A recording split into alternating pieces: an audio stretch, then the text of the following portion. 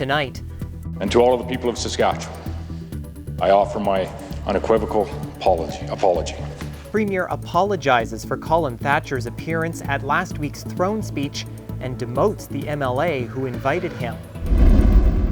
Also, residents of a Saskatchewan care home speak out as the end of a pilot project means they'll have to pack up and move.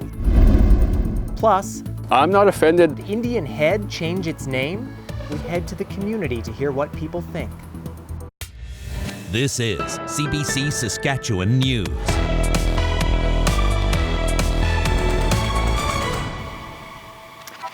It is Halloween, Monday, October 31st, and the CBC Saskatchewan News starts right now. Good evening and thanks for joining us tonight. More fallout in the wake of all that backlash to Colin Thatcher's invitation to the throne speech last week. Saskatchewan's premier is now apologizing for having the convicted killer at the legislature and punishing the MLA who issued that invitation. Adam Hunter reports. To all members of this assembly, and to all of the people of Saskatchewan, I offer my unequivocal apology. A complete turnaround for Premier Scott Moe, who refused to apologize last week after convicted killer Colin Thatcher was invited to the throne speech. In the 1980s, Thatcher was found guilty of first-degree murder of his ex-wife, Joanne Wilson. I had some time to reflect over the course of the weekend. We've made some significant and serious decisions, I think, with respect to a member of our caucus. And I've offered an unequivocal apology to the people of Saskatchewan for, quite frankly, not providing better leadership last week. NDP leader Carla Beck criticized the delay. We welcome the apology, Mr. Speaker, but the Premier shouldn't have to be shamed into doing the right thing. The decision to invite Thatcher was made by MLA Lyle Stewart, who later called the invitation an error in judgment. Today, Premier Scott Moe stripped Stewart of his position as provincial secretary. The opposition has also called on the government's Minister of Corrections, Policing and Public Safety, Christine Tell, to apologize, as last week she defended Thatcher's presence at the speech. There are other people that have been convicted of crimes too that may be in the building. I don't know, and I don't care. Minister Tell did not speak Monday. Thatcher, who is still on parole, appeared in the legislature during the province's own Violence Prevention Week. And those who help victims of domestic violence criticized the government for being tone-deaf and out of touch. Today, the NDP called on the government to provide operational funding to second-stage shelters, which assist victims of violence with long-term shelter and services. Most provinces provide that funding, but Saskatchewan does not. These are shelters that save lives. This is something that advocates have been calling for years. This is one way that the Premier could demonstrate that he understands the importance and put his money where his mouth is. The Minister of Justice says the government will look at second-stage core funding, but made no promises. Premier Moe says the government must do better on dealing with issues of domestic violence. Adam Hunter, CBC News, Regina. A private care facility that stepped up to ease pressure on the public system is complaining that its contract has come to an end. Long-term care residents are being transferred out of the home, and the owners say it will be disastrous for their business and their clients. The CBC's Alexander Kwan has more. What you guys are doing, it is wrong. It is wrong on so many levels. Strong words from some of the workers, residents, and their family members in front of Emmanuel Villa, a long-term care facility in Emerald Park. Back in 2020, the SHA contracted 40 long-term care beds at this private facility to relieve pressure on other spaces. According to some families, the pilot project has been a success. Now, it's all coming to an end. We've been informed repeatedly that it's a pilot project, it was for a set term, but why? So why do you do a 2-year long-term care project? Do you see how those two things don't really fit together? But residents are being moved out to other facilities in Regina. As of Monday, there were only 21 people left. They were moving people with less than 24 hours notice. That showing up here with a cab to take people off to their next place, while they leave here crying. Jack Saylor and his brother say their mom has been happy staying at the villa. They believed she would spend the rest of her life there. That changed with one phone call. that she was going to be displaced, were an environment where she trusted the people, where we trusted them, and where we felt that she was thriving. So we felt pretty awful. Everett Hinley, the province's Minister of Seniors, says the transition between care homes is never easy, but that the contract with the villa was always about filling a short-term need. The Emmanuel Villa has been operating or previously operated as a personal care home for this community, for the city and for the people. Officials with the villa say transitioning back to a private care home is no longer a possibility. Even though the contract was temporary, they say they invested a lot of money in upgrades and changed their business model. They say they will likely be forced to close and lay off 49 staff members. Minister Hinley says the government has no plans to reverse course and keep residents at the villa. Alexander Kwan, CBC News, Emerald Park. Anti-abortion billboards are fairly common in Saskatchewan, but now a Saskatoon nonprofit wants drivers to be made aware of abortion rights. Today, the group put up its first Abortion is Healthcare billboard in Aylesbury, about 100 kilometers northwest of Regina. The group came together and began fundraising after Roe v. Wade was overturned in the United States in June. We hope that we are bringing awareness to abortion and that it is a healthcare procedure. We're also wanting to bring awareness to those people who have received abortions or wanting to receive abortions, that it is okay, that you shouldn't feel shame or guilt from it. More billboards will go up in locations such as Yorkton and Weyburn in the near future. The Federation of Sovereign Indigenous Nations is raising alarm about what it calls a suicide and self-harm crisis in their communities. The organization released a new report today. It shows First Nations teenagers and young women are more prone to harming themselves and being hospitalized. The FSIN presented its findings at a news conference in Saskatoon this morning. Officials said communities are still reeling from the harmful legacy of residential schools, the 60s scoop, and colonization. In 2016 alone, the rate of death by suicide among First Nations people in Saskatchewan was more than 4 times higher than that of non-First Nations people. Right now, the number one per capita people in the entire world for self-harm and suicide is the Inuit. We're second. The First Nations in Saskatchewan are number 2. And on track to be number 1 and overtaking the Inuit if we don't seriously address this issue here within our region. The FSIN says it has put forward a proposal to the provincial and federal governments to fund community-led initiatives, but a copy of this proposal was not released to the media. A Saskatoon hotel owner is admitting he assaulted a female employee. The 79-year-old had been charged with sexual assault, but a prosecutor dropped that charge today at Court of King's bench. Who the hell are you? John Pontus didn't want his picture taken this morning. The hotel owner was in court to plead guilty to common assault. Pontus owns the City Centre Inn and Suites on Idlewild Drive. That's where the assault happened in 2019. Pontus admitted he touched the female employee when she didn't ask or want to be touched. The judge accepted a joint submission from the Crown and defense. Pontus received a 2-year suspended sentence and won't serve any jail time. Well, as quickly as their season went down the drain, the Rough Riders have cleaned out their lockers at Mosaic Stadium. The players are going their separate ways for the off-season, and for some, they will not return. One player who might fall into that category is quarterback Cody Fajardo. After a promising season turned to disappointment, Fajardo was benched for the last 2 games. He was sacked close to 60 times this year, nearly double any other season. The constant pressure was obviously taking its toll on his confidence. Members of his offensive line have said Fajardo started seeing ghosts. I think one example that showed for me was 3-man rush, and he tried to spin out of somebody that wasn't even there. And I think that as a offensive lineman, that hurts my heart, especially from the outside looking in, and you just want to be able to be there for them and be able to be in that situation that you are their protectors, you're their bodyguards, but unfortunately sometimes business doesn't go the way you want it to. It's just very sad when you've given everything you've had for 3 years and you just kind of got given up on for the last 2 games. And like I told you guys before, I wish I would have went down with the ship and went down these last 2 games, and then whatever happens after that happens after that. But the fact that I didn't get to play those last 2 games really hurt me, and it was really really emotional for me, but it's a tough spot to be in because here you are, one of your best friends on the team gets an opportunity to start, and you get demoted, so it's a rock and a hard place, so to speak. We still got a lot of discussions to have. You know, the reality is there's only so many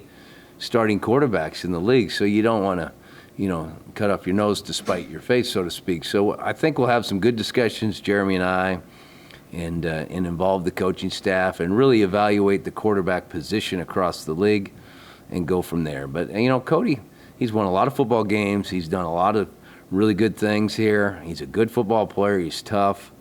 So I don't want to say it's the end of the road for him, but certainly we're going to evaluate the position and look at all options. Fajardo says there's always a chance he may be back with the Riders, but he plans to test free agency in February. He says he may also explore options in the XFL in the States if there are any. Well, right about now, ghosts and goblins across the province are starting to head out on this spooky night, and houses in Regina are decked out for the occasion. Now, if you're looking for all the best decorated houses to visit or a haunted house, there is a website for that. Head over to SaskatchewanHauntFinder.ca to see an interactive map. Now, will the weather bring treats instead of tricks this Halloween? Meteorologist John Sauter will answer that when we come back.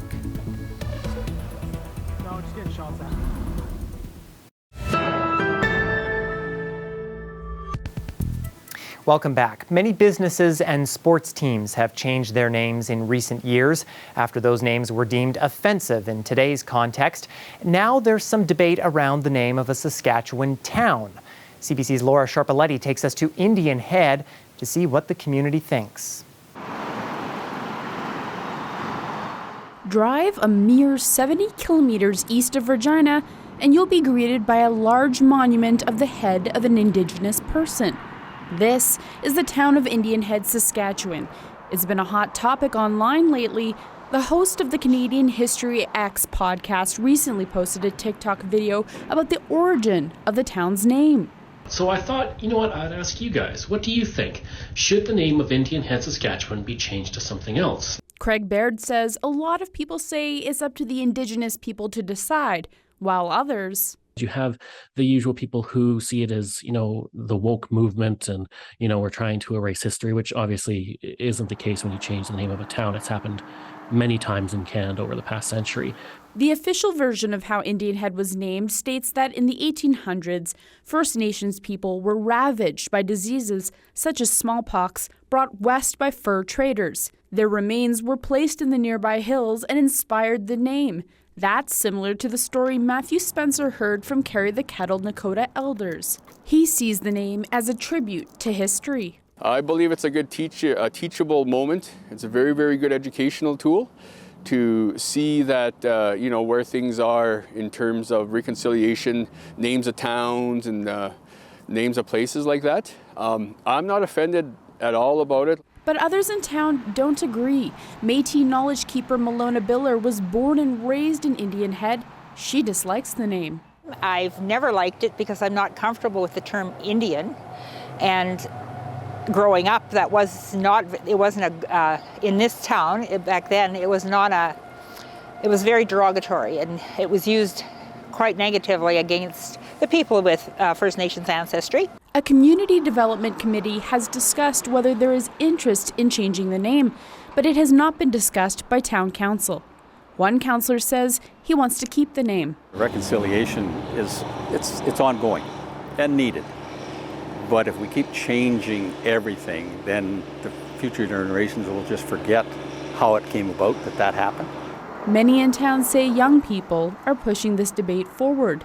But for now, the Indian Head name remains a remnant of times past. Laura Sharpaletti, CBC News, Regina. This weather update is brought to you by Capital GMC Buick Cadillac. 22 model clear-out is on now.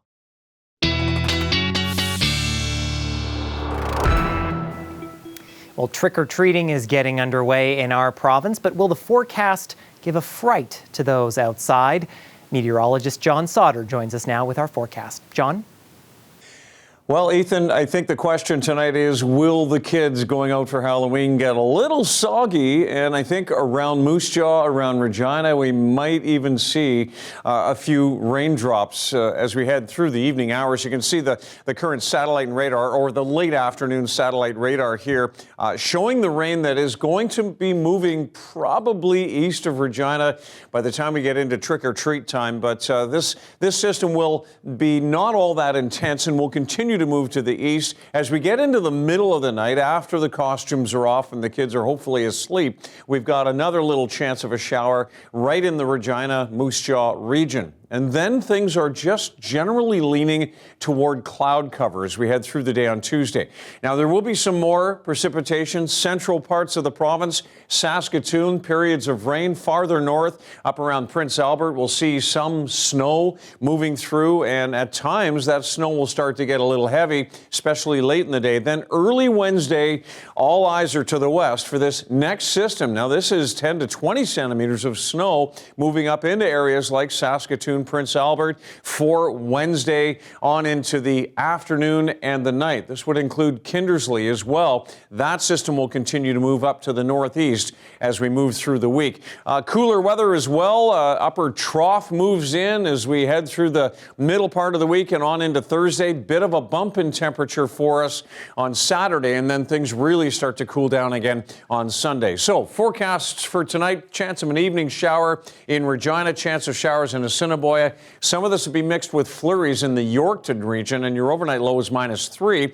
And then back to the west, just partly cloudy skies overnight, -1 for the low in Saskatoon, and farther north, again, partly cloudy skies all the way down to -14 in areas to the north, and a chance of flurries tomorrow, periods of snow around La Ronge, rain or snow in Prince Albert. And then we look at Saskatoon, and we're looking at periods of rain, 7 degrees tomorrow, also around Kindersley at 5 degrees, and a chance of showers in Swift Current. And then your Tuesday in Regina is cloudy at 12, 7 degrees in Yorkton, and 15s and 16s in the southeast. Long range does include some of that snow and wind for Regina. Windy day on Thursday, some snow on the way for Saturday, possibly again on Monday. Then for Saskatoon, you'll see how much it will cool off. And Wednesday, Thursday, looking like pretty rainy / snowy days. And then again on Saturday, back up to +1. And we're looking at -8 next week on Sunday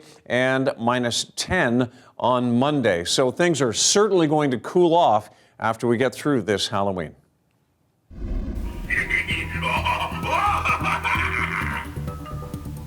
Well, imagine running into that while out shopping. The back of an antique shop in West Edmonton Mall is now home to the Haunted Museum of Horrors. Stuffed full of all sorts of unique and haunted treasures, dioramas from Dracula to Frankenstein, the shop owner spent the last 8 months resurrecting. The museum is free by donation for all visitors brave enough to take in every gruesome detail. And we'll be back after the break.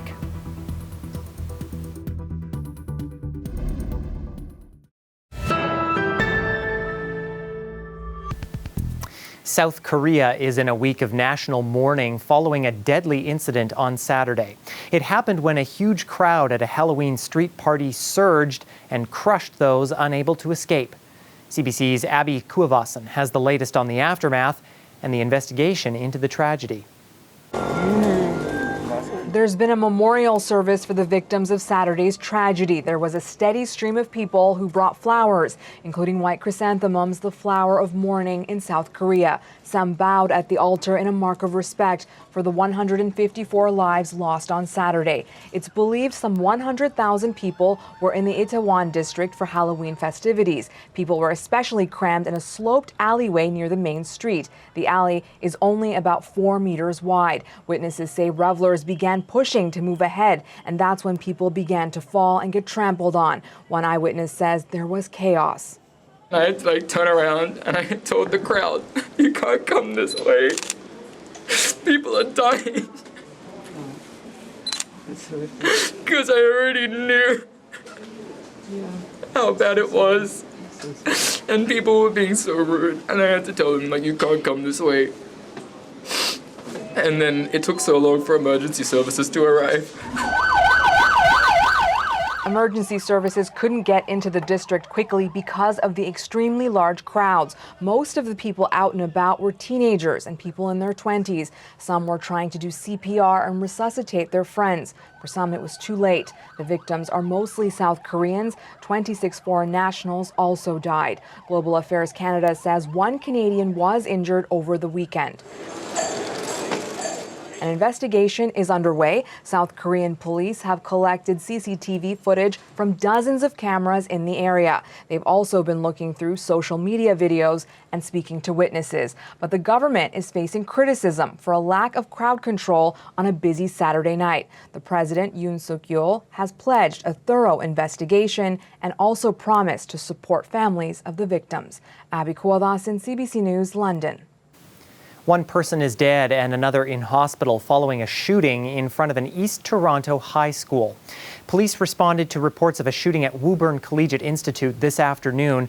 One male victim was pronounced dead in hospital. Police say the second person who was shot was a teenaged male who walked into a hospital and was taken to a trauma center.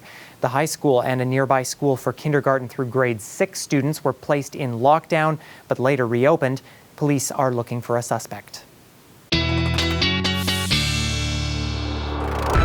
We have had a few showers moving through the Regina area and the southeast part of the province through the evening hours, and we still have a slight chance of that here in Regina in through the midnight hour. We should be down to about 2 degrees by that time, and then on into tomorrow morning, 9 o'clock, it's partly cloudy sky. We'll see a little bit of sunshine. Winds are starting to pick up. 5 degrees in the morning, southeast winds at around 20 to 30. Now, Saskatoon, increasing cloud tonight. We'll get it down to a low or a midnight temperature anyway of -1. Early in the morning, the sun appears a little bit. It'll try and poke through this cloudy sky. We'll be at 3 degrees, 9 a.m. Southeast winds at 20 to 35. Ethan?